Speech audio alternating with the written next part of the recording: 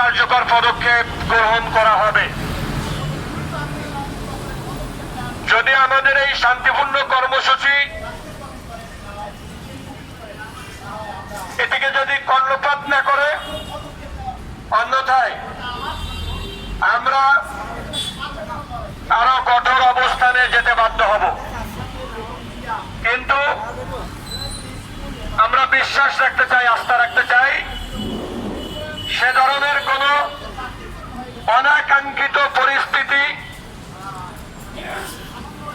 ঘটানোর পূর্বেই এবং সিদ্ধান্ত গ্রহণ করার পূর্বেই সরকারের সুবুদ্ধির উদয় ঘটবে।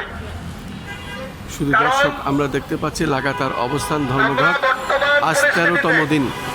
জাতীয় প্রেস ক্লাবের সামনে অনুদানভুক্ত স্বতন্ত্র ইবতেদায়ী মাদ্রাসা শিক্ষা কল্যাণ কমিটি তাদের অবস্থান ধর্মঘট চালিয়ে যাচ্ছেন।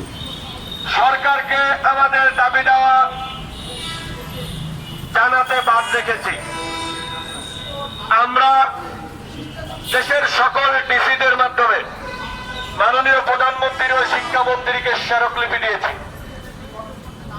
আমরা প্রায় 250 থেকে 300 প্রতিষ্ঠানের মাধ্যমে, পোস্ট অফিসের মাধ্যমে রেজিস্ট্রি করে সরাসরি প্রধানমন্ত্রী বরাবর খোলা চিঠি আমরা প্রেরণ করেছি, যার ডকুমেন্টারি আমাদের কাছে রয়েছে। আমরা 12ই মে